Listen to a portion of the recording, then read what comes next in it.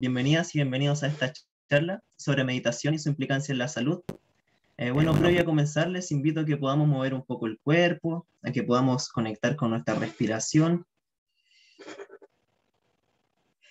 inhalando, exhalando por la nariz, a que nos conectemos con el momento presente, con lo que está sucediendo aquí y ahora.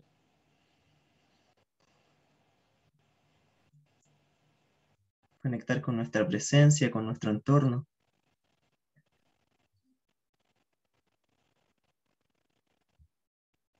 Podemos cerrar nuestros ojos y poco a poco ir conectando con nuestra respiración y nuestro cuerpo.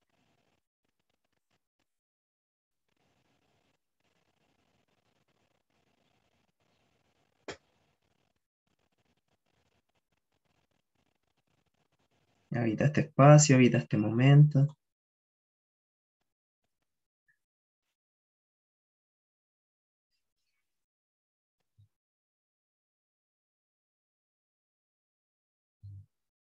Y cuando te sientas preparada y preparado, puedes volver a reincorporarte. Si es que tenías los ojos cerrados, puedes mover tu cuerpo para que comencemos.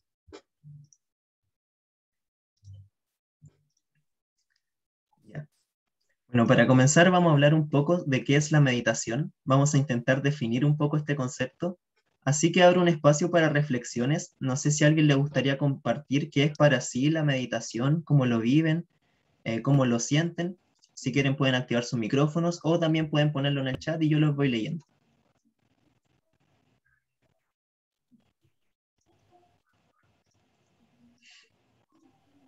Hola, Hola. soy Valeria. A ver, Valeria, no te veo. Dame un segundo. Ya.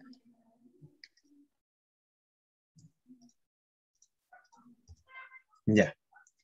Bueno, ¿quieres compartir? Sí, para mí la meditación es una técnica para poder conectarse con el presente y estar en el aquí y ahora. Así lo he visto y así lo he vivido. Genial, genial. Muchas gracias. ¿Hay alguien que le gustaría comentar? Parece que alguien pone algo aquí. Maribel pone ser conscientes plenamente de la respiración y conectarnos con ella. Belén pone conectar con el presente. ¿Alguien más habló por ahí? Sí, yo, Flora. ¿Sí te escucho? Sí, pero me perdí otra. Hola, soy Flora. Hola, Flora.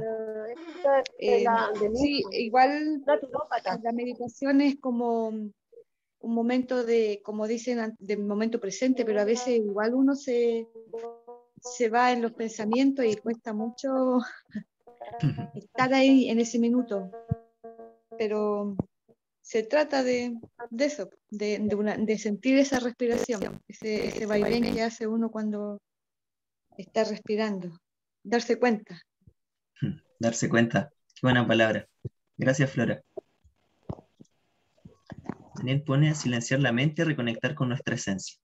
¿Alguien más le gustaría comentar? ¿Y quién está tractoreando? Claro, exactamente. ¿Y él está manejando? No, él yo creo que era el chofer, el alquilador. Ya, ok, entonces, muchas gracias a quienes compartieron. Y claro, la meditación tiene mucho de lo que ustedes dicen. Concuerdo mucho con ustedes. Y a veces es como un poco difícil como intentar definir la meditación, ya que es como algo quizá un tanto subjetivo, ¿no? Pero yo creo que podemos como utilizar el concepto de que al final la meditación es como un proceso. Si bien existen muchas técnicas, como que estas técnicas finalmente no nos dicen lo que es la meditación en sí. Al final las técnicas son como una guía, las cuales nos van como asimilando un poco con este estado de meditación, ¿no? Entonces es mediante este proceso que empezamos como a familiarizarnos con un estado de conciencia distinto al que solemos habitar. Y este estado de conciencia tiene como la característica o la particularidad de que es como un estado acrítico, ¿no? En donde las cosas que surgen, los fenómenos que aparecen, es como que se genera un espacio entre quien está observando y los fenómenos que van surgiendo.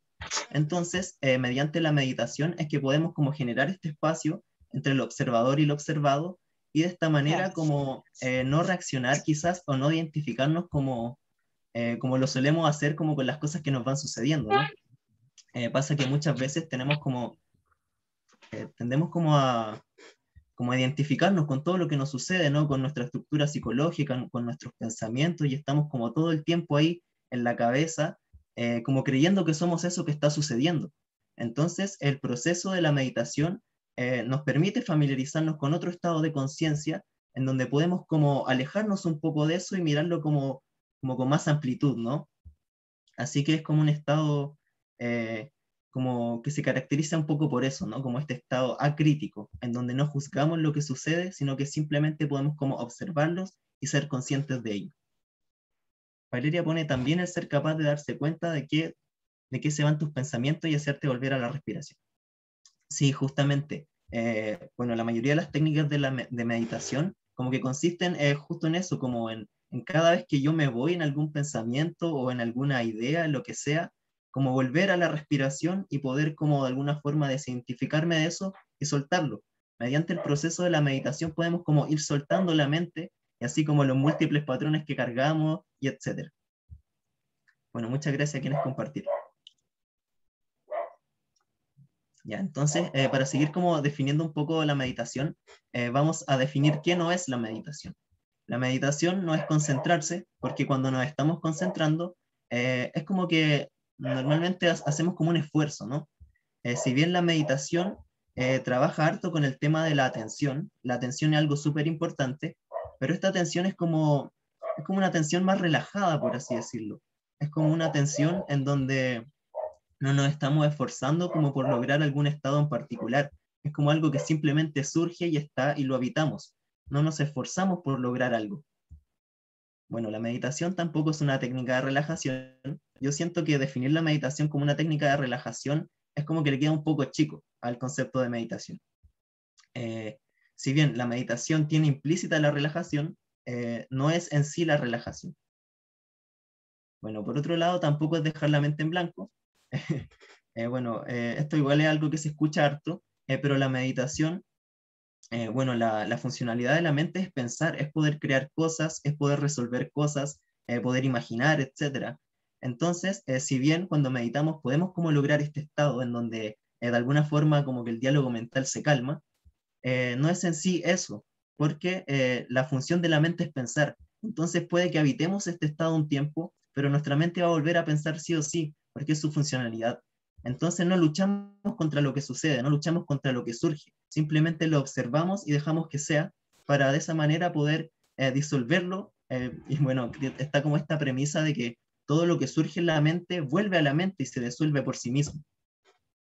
Y finalmente, la meditación tampoco sería reflexionar, porque cuando estamos reflexionando nos hacemos como alguna idea de algo, alguna opinión, etc. Entonces, eso tampoco sería meditación. Bueno, acá les dejo una frase que dice: la meditación no es un esfuerzo, sino una asimilación natural y progresiva a ella. Conforme vayáis practicando el método, la meditación surgirá poco a poco. La meditación no es algo que podáis hacer, sino algo que debe producirse espontáneamente a medida que perfeccionéis la práctica. Aquí volvemos a este concepto de que al final es un proceso, y al final todas las técnicas de meditación son como puentes, por así decirlo, o son métodos que nos van a llevar a familiarizarnos con este estado de conciencia un tanto distinto al que solemos habitar.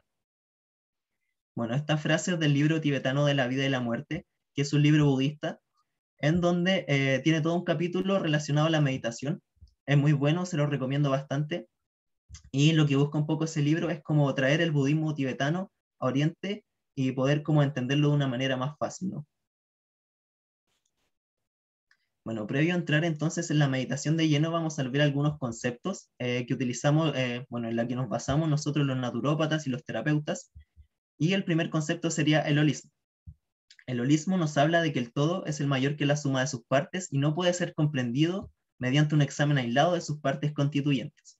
Bueno, el holismo nos plantea que básicamente somos un todo, ¿no? Ahí, como bien dice en la imagen, dice salud holística. Y la salud holística está compuesta por el alma, está compuesta por el cuerpo, por la mente, por las emociones, etcétera, por el entorno incluso. Entonces, si nosotros seguimos como con este paradigma de separarnos o de buscar entendernos solo en una parte de lo que somos, como que finalmente nunca vamos como a dar con el todo, ¿no? No podemos comprendernos a través de una parte aislada de algo, sino que tenemos que integrarnos, tenemos que abarcar todo el espectro que de alguna forma conlleva el ser humano. Bueno, ese es uno de los primeros fundamentos que básicamente se nos enseñan y que es súper importante igual, porque desde aquí nos movemos, ¿no? Como que este es el puente de alguna forma para movernos. Daniel pone en oposición al típico concepto cartesiano en que nos hemos formado. Claro, sí. Como siento que ya eso es como un viejo paradigma incluso, como que ya los tiempos están pidiendo que de alguna forma nos integremos y podamos como darle cabida a la espiritualidad, darle cabida a la mente, a las emociones, etc. Y el otro concepto o fundamento es el vitalismo. El vitalismo o fuerza vital describe la inteligencia que anima a cada persona y se refiere a fuerzas más allá del ser físico que gobiernan la vida, salud y curación. El vitalismo postula que hay un principio autorregulador en toda vida. Bueno, el vitalismo entonces nos habla de una energía vital, que para los chinos, por ejemplo, puede ser el chi. Bueno, a los naturópatas la denominamos como Vix Medicatrix Naturae. Puede ser el prana, el mana, etcétera. Tiene muchas formas de decirle en base a la tradición. Y básicamente esta energía es como quien gobierna de alguna forma nuestro cuerpo y nos permite estar vivos, nos permite autorregularnos, hace que los procesos fisiológicos se mantengan equilibrados, nos permite curarnos en procesos de enfermedad, etc.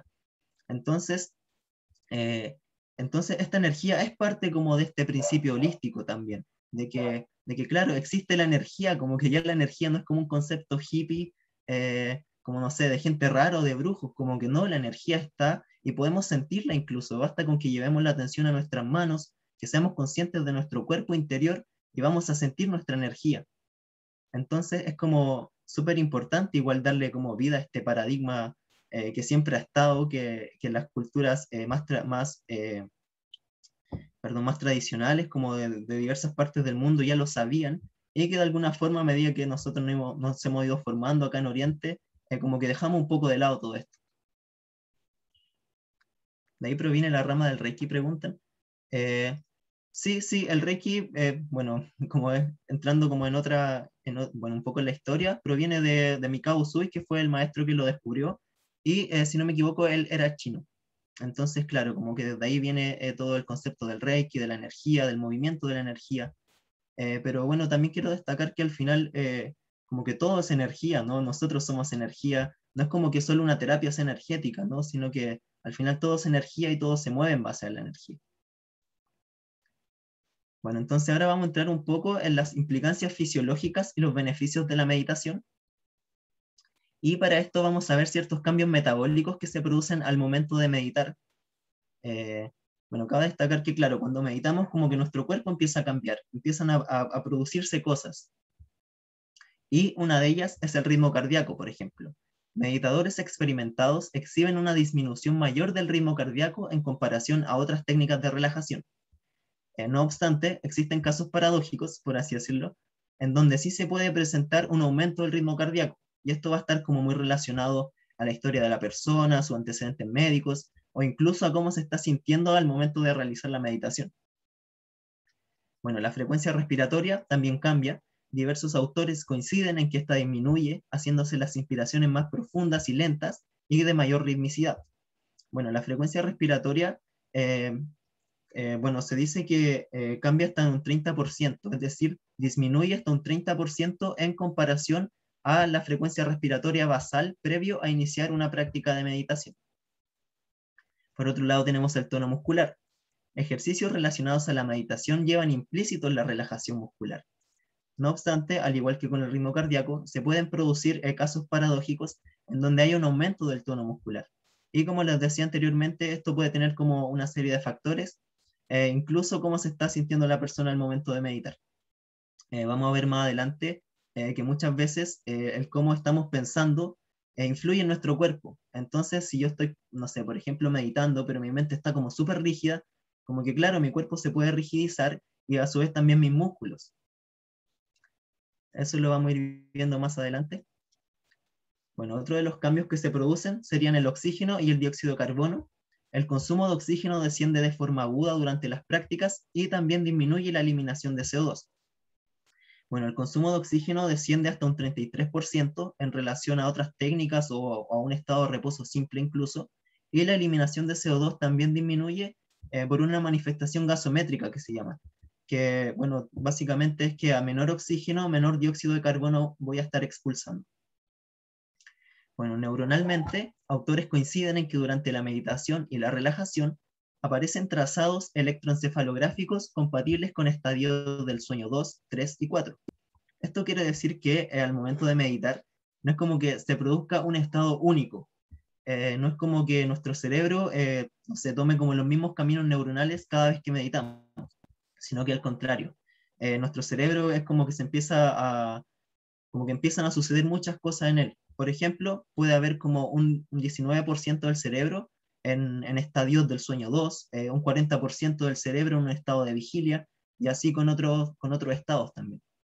Entonces, no es como que cada vez que meditemos se produzca algo rígido y como algo en todas las personas que sea lo mismo, sino que esto va variando. Y otro de los cambios también que se producen serían los cambios hormonales. Se ha comprobado que el cortisol disminuye de forma evidente tanto la cortisolemia encontrada durante el ejercicio como la encontrada en los valores basales. Bueno, el cortisol es la hormona que regula el estrés, y entrando un poco en el estrés, tenemos como estos dos tipos de estrés, que sería el eustrés y el distrés. El eustrés, por un lado, sería como el estrés positivo, ¿no? El estrés que de alguna forma nos permite sobrevivir ante alguna amenaza, etc. Y el distrés ya sería el estrés negativo, y ya cuando se empieza a cronificar este estado de estrés, ¿no? Y eso claramente tiene una repercusión en nuestra salud. ¿Alguien tiene alguna duda o algo que acotar hasta el momento? Como les dije en un principio, pueden encender su micrófono o pueden ponerlo en el chat.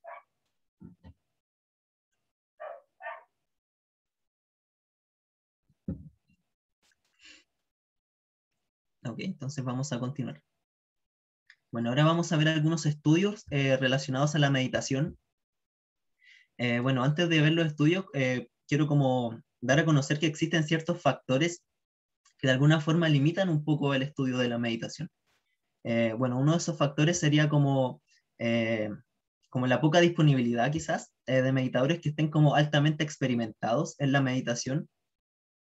Por ejemplo, es muy distinto, no sé, hacer un estudio con personas de Oriente que meditan hace 2 años, que hacer un estudio, no sé, como con monjes budistas del Tíbet que han meditado toda su vida, que de alguna forma se les educa con la meditación, y a su vez también se les van transfiriendo como ciertas enseñanzas en relación a ciertos linajes, etc.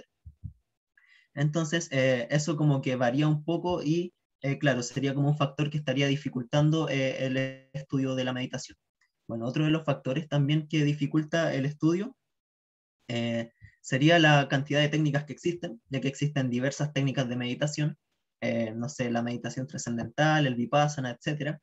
Y claro, como que esto haría como que sea un poco difícil el generalizar un estudio en algo como tan objetivo.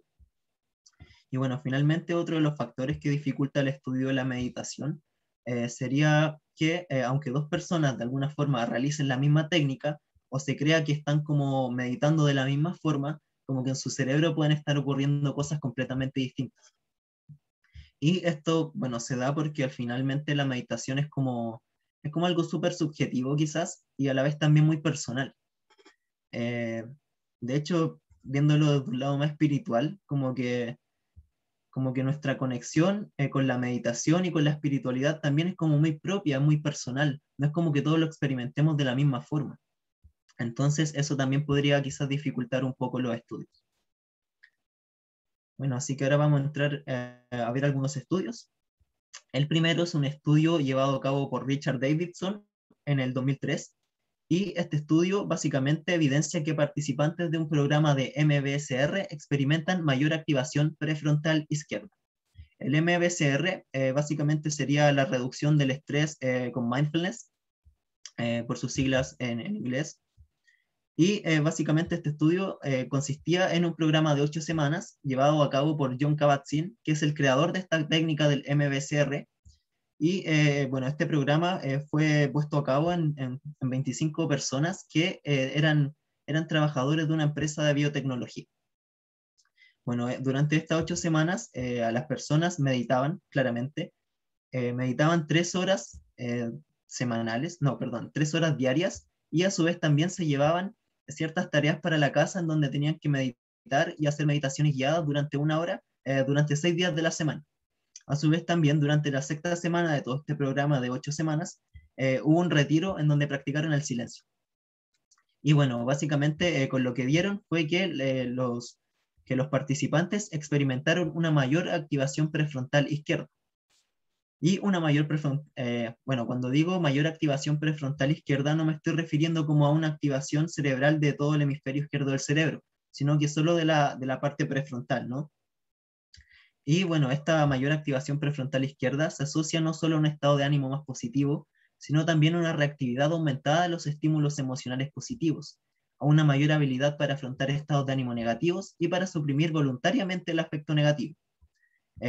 Lo cual es como muy positivo, valga la redundancia, para la salud, en comparación a lo que sucede con una mayor activación prefrontal derecha, que sería, por ejemplo, una predisposición a estados de ánimo negativos, vigilancia de estímulos amenazadores y reactividad aumentada a estímulos emocionales negativos. Entonces, tras este estudio de 8 semanas, al momento de llevar a cabo como todos los todo el estudio neuronal de lo que sucedió a los participantes, dieron con esto, como que hubo una mayor activación prefrontal izquierda, dando con todos estos afectos de ánimo positivos. Alguien me dice que se quedó pegado el PPT. No sé si es que lo están viendo.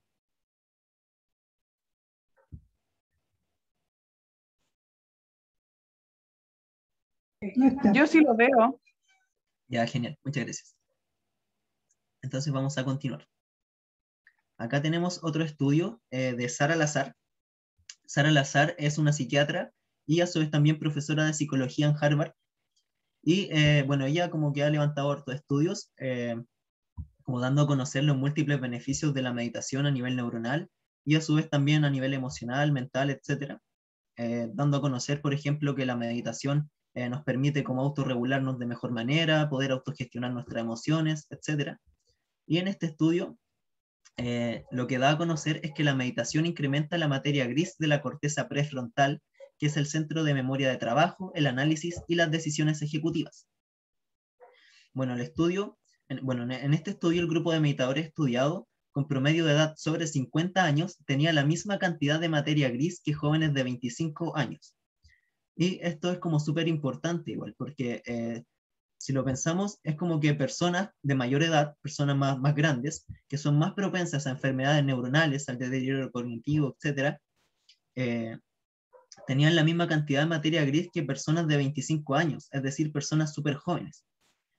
Bueno, básicamente la materia gris está compuesta por somas, que sería como el cuerpo de la neurona, y dendritas, que serían como estas ramificaciones que permiten la conexión entre los impulsos eléctricos. Y la materia gris se encarga justamente de procesar información. Entonces es como bien relevante el hecho de que meditadores sobre los 50 años tengan la misma cantidad de materia gris que personas de 25 años, que son personas relativamente jóvenes. Y bueno, si lo pensamos es como bien relevante, porque si llevamos este tipo de estudios, por ejemplo, a la educación o no sé, como claro, educar a los niños desde pequeños con el hábito de la meditación, como que podríamos prevenir una cantidad de enfermedades neuronales quizá muy grande, ¿no? Bueno, otra área cerebral clave en la que se identificó un crecimiento notable de la materia gris fue la juntura parietal temporal, acá por encima de los oídos, la cual es responsable de la creación de perspectiva y empatía en el ser humano. Entonces, es increíble como darse cuenta de cómo la meditación puede como ir cambiando nuestra fisiología, como nuestro cuerpo, su forma, etc. Bueno, acá hay otro estudio de la misma autora, en donde se invitaron a personas no meditadoras y se les realizó una exploración de escáner de cerebro y luego se les entrenó en el programa de meditación de 8 semanas en donde meditaban de 30 a 40 minutos diarios. Los hallazgos fueron reveladores. La estructura cerebral denominada hipocampo, asociada con el aprendizaje de la experiencia, el uso de la memoria y la regulación de emociones, había crecido significativamente, mientras que personas no meditadoras con tendencias depresivas, irritables e impulsivas tenían menos materia gris en esta zona. Entonces, Sara Lazar, mediante sus investigaciones, como que nos da a conocer de que claro, la meditación produce un cambio en la materia gris del cerebro. Entonces es súper importante. Y en este mismo estudio también se dio a conocer que la amígdala, que es una estructura del cerebro responsable del mecanismo automático de ataque y huida, del circuito del miedo y el pánico, evidenció una notable correlación entre su tamaño y la disminución del estrés. Bueno, aquí está la amígdala, pueden verla aquí en la imagen. Es decir, mientras menos es el estrés reportado por las personas que practican meditación, menor es el tamaño de la amígdala. Y en consecuencia menor es la irritabilidad, la impulsividad y el descontrol emocional de la persona. Y una de las cosas más relevantes de este estudio es que una vez que ya se produce como una disminución en el tamaño de la amígdala, esta ya no vuelve a crecer de alguna forma, es un cambio irreversible. Aunque la persona se someta quizá a un entorno altamente estresante, como que la amígdala no va a volver a crecer. Entonces yo encuentro que esto es como súper relevante igual, porque claro, Sara Lazar aquí en nuestro estudio es como que estaba planteando de que claro, mediante la meditación podemos cambiar la estructura de nuestro cerebro, lo cual es algo sumamente relevante.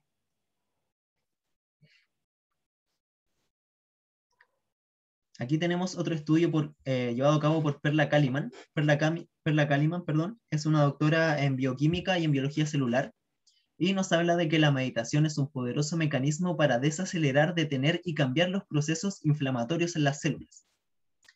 Bueno, cabe destacar que la inflamación es un proceso de autorregulación del cuerpo, es decir, cuando entra algún patógeno, etcétera, como que es normal que el cuerpo se inflame, porque de alguna forma se está autorregulando, pero cuando esta inflamación empieza a ser constante y se vuelve crónica, puede desencadenar en muchas enfermedades, puede ser la puerta de entrada a muchas enfermedades.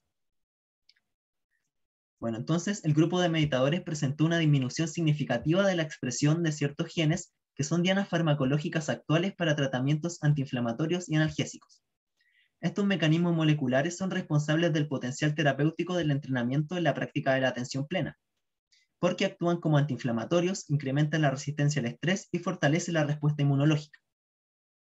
Bueno, básicamente este estudio lo que está planteando es que la meditación hace que ciertos genes que actúan como antiinflamatorios se vean como que su activación se vea disminuida. Entonces, eso quiere decir que hay como una correlación entre la meditación y la inflamación celular, claro, estos genes se tienden a activar cuando hay inflamación. Entonces, la meditación puede ser un agente para potenciar la disminución de esa activación de estos genes y así potenciar la desinflamación, por así decirlo. Bueno, cabe destacar que la atención plena es el mindfulness, y el mindfulness básicamente es como meditación budista tibetana, traída acá a Occidente, más estudiada y más estandarizada. Bueno, acá tenemos otro estudio más que nos habla sobre la homeostasis de Deepak Chopra. Bueno, Deepak Chopra es bien conocido, tiene varios libros, tiene charlas, bueno, él es un médico internista y trabaja con todo un grupo. Y a su vez también tiene meditaciones guiadas, por ejemplo, tiene ciertos cursos de abundancia, etc. Es bien conocido. Bueno, él nos plantea que la meditación activa el mecanismo de sanación regenerativa del cuerpo humano denominada homeostasis. Bueno, la homeostasis básicamente estaría impulsada por esta energía vital que vimos en un comienzo. Esta energía vital que permite que el cuerpo se autorregule, que permite que el cuerpo funcione bien, etc. La homeostasis restablece el equilibrio armónico de las células, roto por procesos inflamatorios que resultan del estrés y las enfermedades. Es un mecanismo creador de balance, armonía e integración sistémica que multiplica los neurotransmisores de dopamina y serotonina en el torrente sanguíneo y construye profundos estados personales de serenidad y tranquilidad regenerativos. Bueno, Deepak Chopra lo que plantea es que como en vez de gastar energía como en estar altamente estresados, en estar aquí pegados en nuestra neurosis, en nuestros problemas, etc., él plantea que mediante el silencio podemos como redirigir toda esta energía que gastamos como en estos procesos y llevarlas a nuestro cuerpo, y de esta manera poder como restablecer el equilibrio celular, restablecer nuestra salud, etc. Bueno, básicamente propone como una especie de fórmula en donde mayor silencio, mayor meditación es igual a mayor salud y mayor regeneración celular.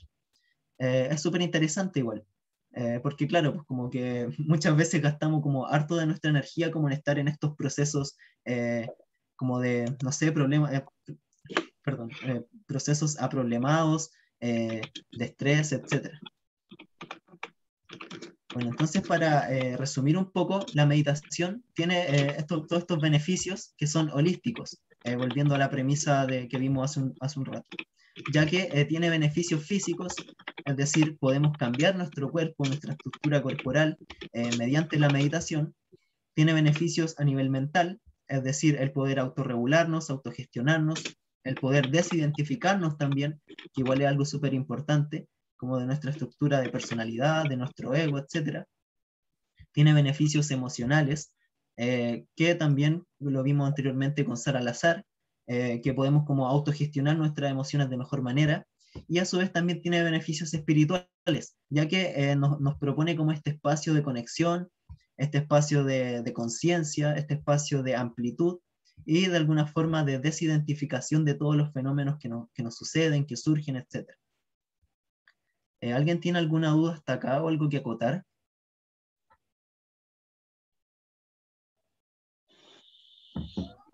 Todo claro. Entonces vamos a continuar. Bueno, ahora vamos a ver ciertas consideraciones que podemos tener al momento de meditar. Bueno, lo primero es la postura. Y la postura lo que busca es crear un entorno más estimulante para que la meditación pueda ir produciéndose de manera espontánea. Existe una relación entre la postura del cuerpo y la actitud de la mente.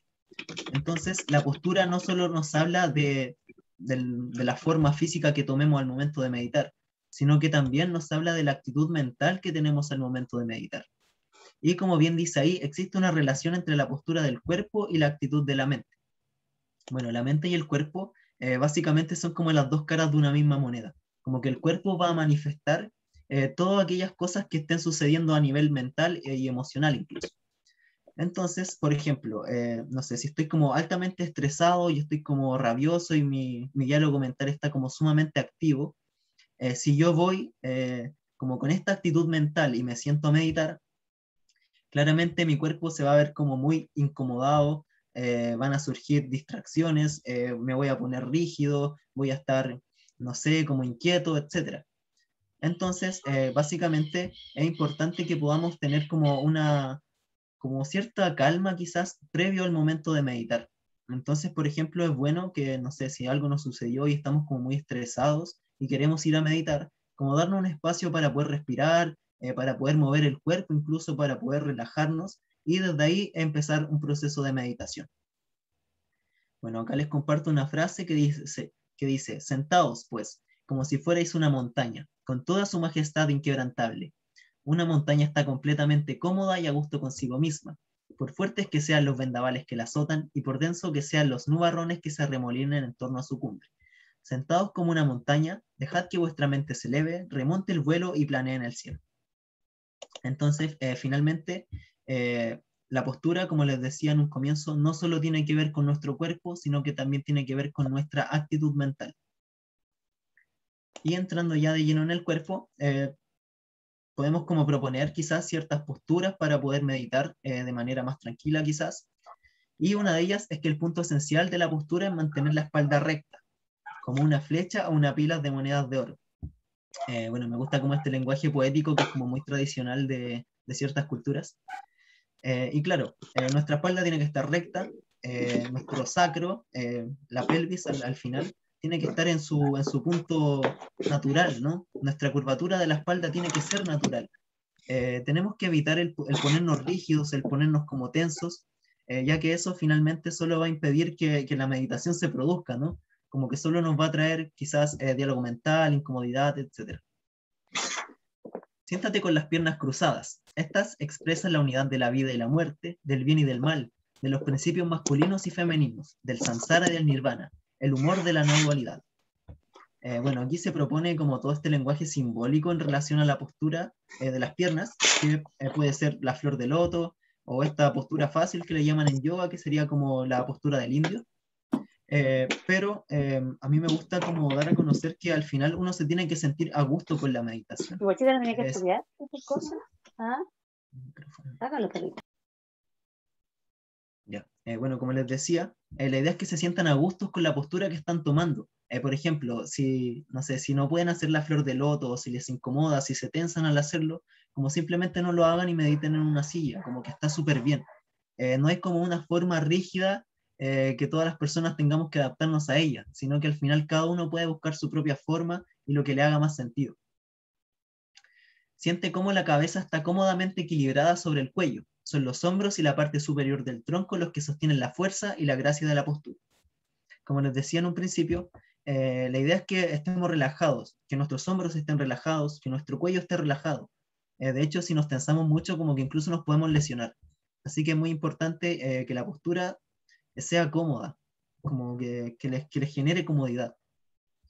Los ojos han de estar abiertos. Sin embargo, si eres muy sensible a las perturbaciones exteriores, cuando empieces a practicar puedes tenerlos cerrados y volver tranquilamente hacia tu interior. Bueno, está como este simbolismo. Bueno, se dice que cuando meditamos, bueno, cuando nuestra mente está demasiado inquieta, podemos meditar con los ojos abiertos mirando hacia abajo, por la nariz hacia abajo como en 45 grados, y eso nos va a ayudar a calmar la mente. Y por el contrario, cuando nuestra mente está como muy somnolienta, cuando estamos como a punto de quedarnos dormidos, etc., podemos mirar hacia arriba y meditar con la mirada y los ojos hacia arriba. No obstante, vuelvo a recalcar, la idea es que se sientan cómodos. Si ustedes están cómodos con los ojos cerrados, está súper bien. Si están cómodos con los ojos abiertos, también está bien. E incluso pueden ir variando entre estas cosas. Personalmente, cuando tengo mucho sueño, estoy como somnoliento, medito con los ojos abiertos para no poder quedarme dormido y para no irme como en toda la somnolencia mental. Bueno, otra cosa también que es bien importante igual, que podemos poner la lengua en el paladar. Bueno, se dice que al pensar, como al tener todo este diálogo interno, como que nuestra lengua recibe ciertos estímulos y a su vez también genera como micromovimientos. Entonces, al poner la lengua en el paladar, conectamos también un punto energético que sería como la conexión de una onda microcósmica que está en nosotros. Bueno, esta onda microcósmica sale desde el ombligo y da la vuelta por la columna hacia arriba, llegando a la cabeza y finalmente terminando en el paladar. Entonces, cuando ponemos la lengua en el paladar, conectamos este circuito para que la energía siga bajando y pueda volver nuevamente hacia nuestro plexo o nuestro ombligo. Y acá les dejo una frase que yo encuentro que es súper linda, que dice: el Buda estaba sentado en el suelo, sereno, digno y humilde al mismo tiempo. Tenía el cielo sobre él y a su alrededor, como para mostrarnos que en la meditación nos sentamos con una actitud mental abierta parecida al cielo, pero que al mismo tiempo permanecemos presentes y en estrecho contacto con la tierra. El cielo es nuestra naturaleza absoluta, sin barreras ni límites, y el suelo es nuestra realidad, nuestra condición relativa y ordinaria. La postura que adoptamos al meditar simboliza que enlazamos lo absoluto y lo relativo, el firmamento y el suelo, el cielo y la tierra como las dos alas de un pájaro, integrando la naturaleza inmortal de la mente parecida al cielo y el suelo de nuestra naturaleza pasajera y mortal.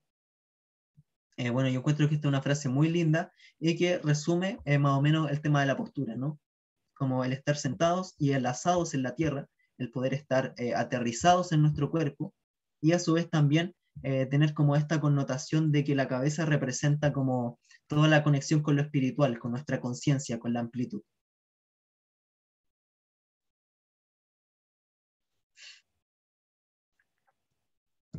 Y ahora vamos a ver la respiración. La respiración es súper importante en la meditación, ya que la respiración funciona como un ancla. Cada vez que nos distraemos, cada vez que nos vamos en algún pensamiento, o incluso cada vez que nos sentimos mal, cuando, no sé, algo nos sucede, como que respiramos. No sé, si estamos tristes es como, si estamos enojados es... Entonces al final la respiración siempre nos está acompañando en nuestra vida. De hecho, la respiración define nuestra vida. Lo primero que hacemos al nacer es inhalar y lo último que hacemos al morir es exhalar. Así que es como bien interesante el tema de la respiración. Como les decía, la respiración funciona como un ancla. Cada vez que yo me distraigo, cada vez que me voy en los pensamientos o cada vez que estoy muy somnoliento, puedo llevar la atención a mi respiración y basta con solo eso para poder empezar a conectarme con ella y poder aterrizarme en el cuerpo, poder conectar con el presente, poder calmar la mente incluso. Bueno, la respiración es vida, la expresión más básica y fundamental de nuestra vida. En el judaísmo, Ruah, el aliento, significa el espíritu de Dios que inspira la creación. En el cristianismo también existe una profunda relación entre el Espíritu Santo, sin el cual nada estaría dotado de vida, y el aliento, En las enseñanzas del Buda se dice que el aliento, prana en sánscrito, es el vehículo de la mente, puesto que es el prana el que insufla movilidad a nuestra mente. Deja reposar vuestra atención en la respiración suave y atentamente. En vez de observar la respiración, ve identificándote gradualmente con ella como si fueras a convertirte en ella. Poco a poco, la respiración, aquel que respira y el acto de respirar se vuelven uno. La dualidad y la separación se desvanecen. Bueno, eso igual lo encuentro muy lindo, como que nos habla justamente de esto, de que mediante la respiración es que podemos volver a nuestro centro, a nuestro ser, es que podemos aterrizarnos en el cuerpo y de alguna forma calmar nuestra mente, calmar nuestras emociones también. Así que es bien potente. Y bueno, finalmente la importancia de las pausas.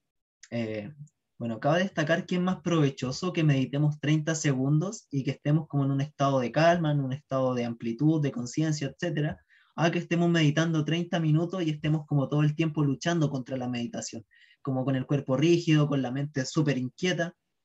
Entonces, aquí, en estos momentos, es cuando podemos utilizar las pausas. Durante las pausas es que podemos, por ejemplo, si estamos meditando, si estamos llevando a cabo un proceso de meditación y notamos que estamos muy distraídos, muy somnolientos, podemos de alguna forma hacer una pausa, solamente eso.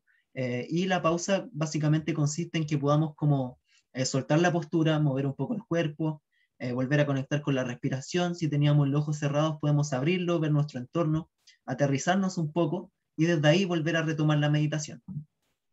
Durante la pausa, abandona el método, pero no abandones para nada vuestra atención. Estad atento a aquello que hagáis y no perdáis vuestra presencia y su soltura natural. Si haces muchas sesiones cortas de este tipo, a menudo las pausas contribuirán a que vuestra meditación sea más real e inspiradora. Harán que la rigidez torpe pesada, la solemnidad y artificialidad desaparezcan de vuestra práctica, aportándole una mayor concentración y soltura. Progresivamente, gracias a esta alternancia entre pausas y práctica, la barrera entre la meditación y la vida cotidiana se esfumará. Bueno, esto es súper importante porque, como les decía, claro, la meditación es un proceso y la meditación no es como algo que ocurra cada vez que nosotros nos sentamos a meditar, sino que la meditación puede ocurrir en cualquier momento, podemos vivir meditando de alguna forma. Y mediante las pausas es que empezamos como a romper esta brecha entre el sentarme a meditar y mi vida cotidiana, como si fueran dos cosas distintas. Como que al final podemos empezar a adoptar este estado meditativo en nuestra vida cotidiana. Entonces, como solía decir Dudkhom Rinpoche, aunque el meditador abandone la meditación no abandonará al meditador. Y eso tiene que ver justamente con esto que les digo, de que podemos de alguna forma ir asimilándonos con el estado de conciencia que nos produce la meditación y llevarlo, bueno, habitarlo en nuestra vida cotidiana, no solamente cuando nos sentamos a meditar en una postura en específico, sino que rompemos un poco esa barrera y empezamos como a traer este estado a nuestra vida, a nuestra conciencia, a nuestro cuerpo, y desde ahí podemos como ir cambiando muchas cosas. Podemos ir cambiando el cómo reaccionamos, podemos ir cambiando ciertos patrones mentales, podemos ir gestionando de mejor manera nuestras emociones y así un cúmulo de cosas más.